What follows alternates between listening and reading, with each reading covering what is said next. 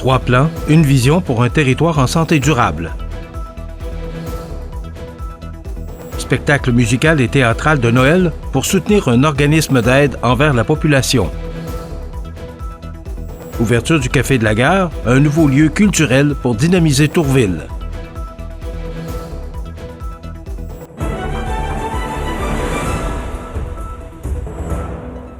Lundi 24 novembre 2025.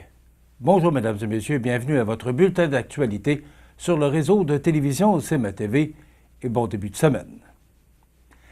La MRC de Montmagny a lancé avec succès la première édition du Forum 2025 tenu récemment à l'espace citoyen de Montmagny.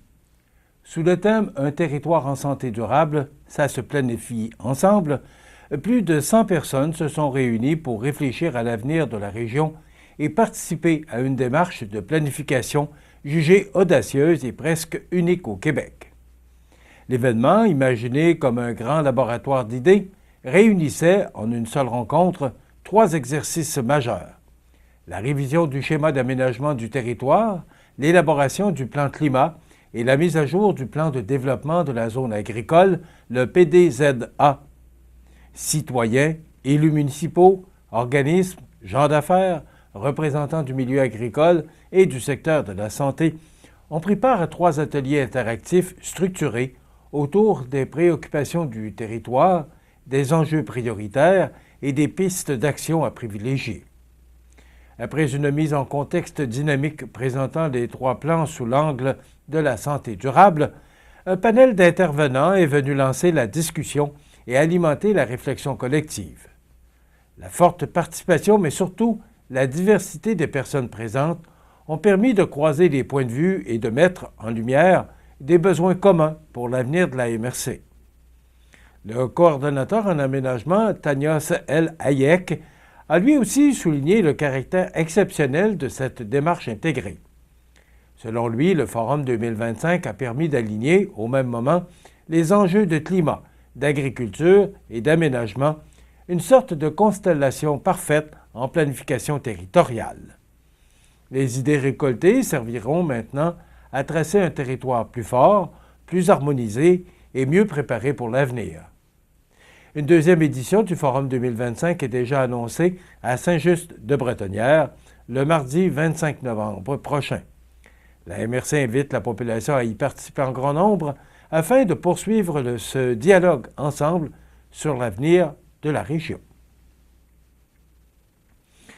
Un projet de spectacle bénéfice de Noël, spécial Noël 2025, a été annoncé en conférence de presse jeudi dernier.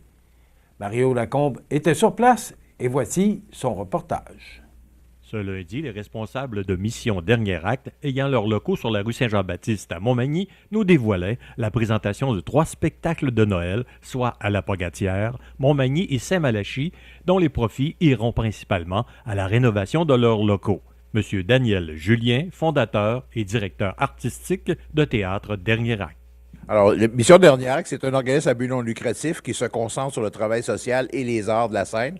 Non seulement l'enseignement des arts de la scène, mais utiliser les arts de la scène pour faire de la prévention drogue, prévention suicide dans les écoles, visiter les prisons, les personnes âgées avec du contenu pour les aider dans les problématiques qu'ils ont. Je forme des travailleurs de rue aussi.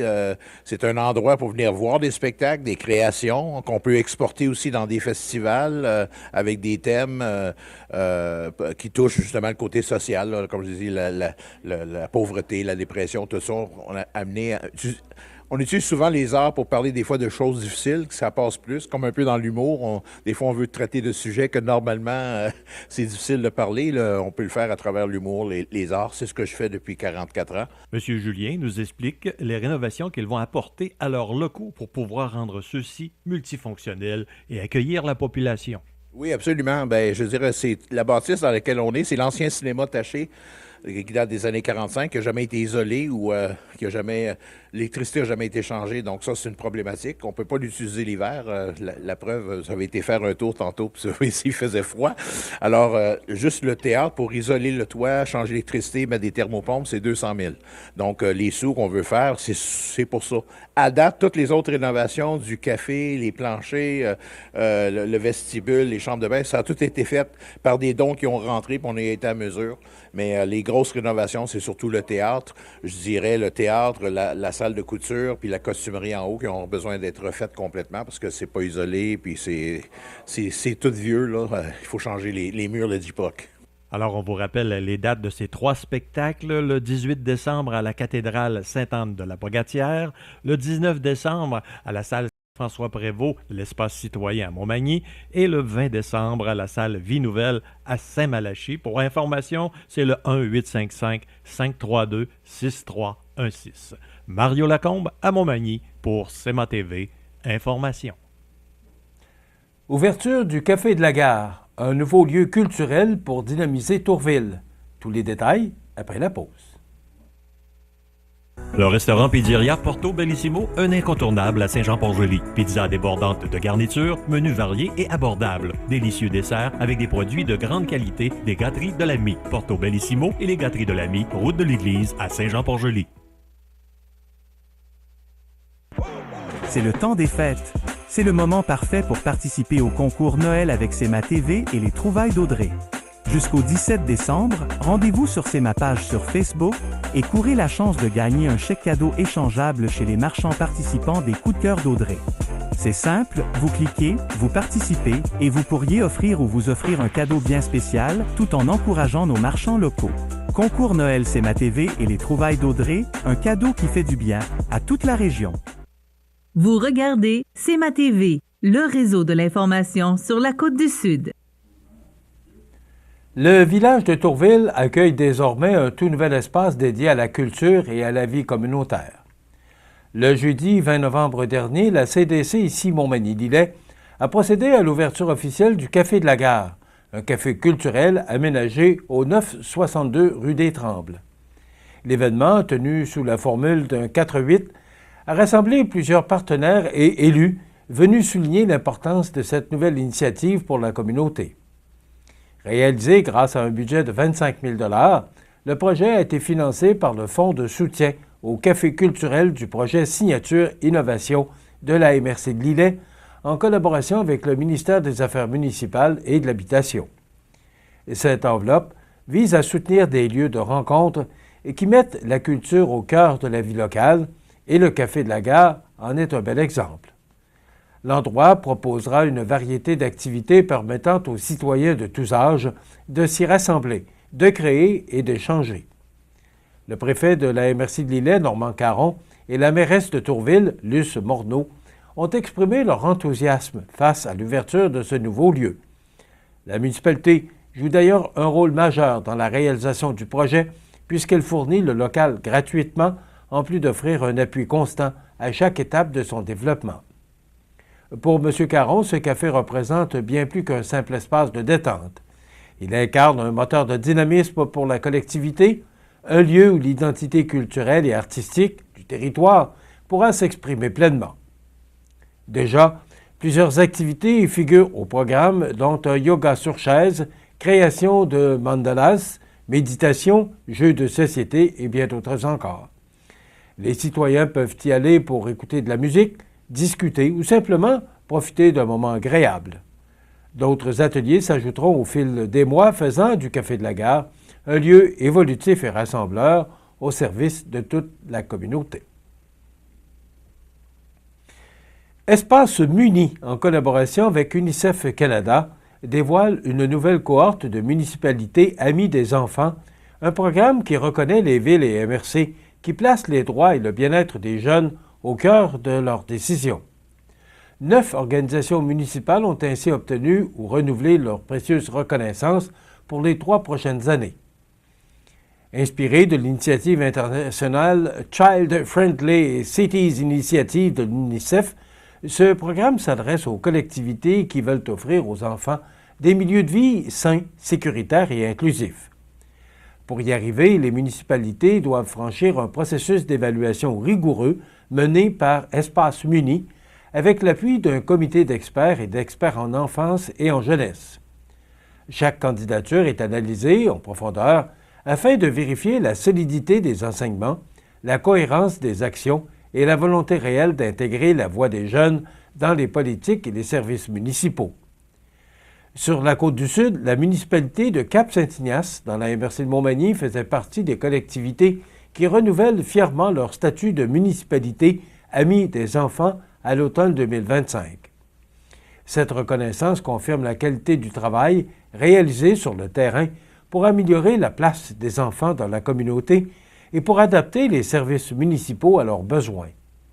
Elle s'ajoute à d'autres initiatives portées par la région afin de soutenir les familles, stimuler la participation citoyenne des jeunes et favoriser leur épanouissement au quotidien. Concrètement, les municipalités amies des enfants mettent en place une diversité de mesures dont l'aménagement d'espaces de jeux conviviaux, développement de pistes cyclables sécuritaires, camps de jour adaptés aux besoins spécifiques de certains enfants, politiques favorisant l'écoute, la consultation et l'engagement de la jeunesse. Toutes ces actions s'inspirent directement de la Convention relative aux droits de l'enfant et visent à répondre aux préoccupations exprimées par les jeunes eux-mêmes. Pour la directrice générale d'Espace Muni, Isabelle Lisée, ce réseau représente bien plus qu'un simple programme de reconnaissance. Depuis plus de 15 ans, il rassemble des personnes issues du milieu municipal, passionnées et engagées envers l'enfance et la jeunesse, qui multiplient les projets novateurs et inspirants partout au Québec. Selon elle, lorsqu'un environnement est pensé pour les enfants, c'est l'ensemble de la population qui en bénéficie, puisqu'on crée des milieux de vie plus humains, solidaires et durables pour toutes les générations. Rappelons qu'Espace Muni est un organisme sans but lucratif qui accompagne plus de 400 municipalités et MRC du Québec dans leurs projets en faveur des enfants afin d'offrir aux familles des milieux de vie plus actifs, inclusifs, solidaires et durables.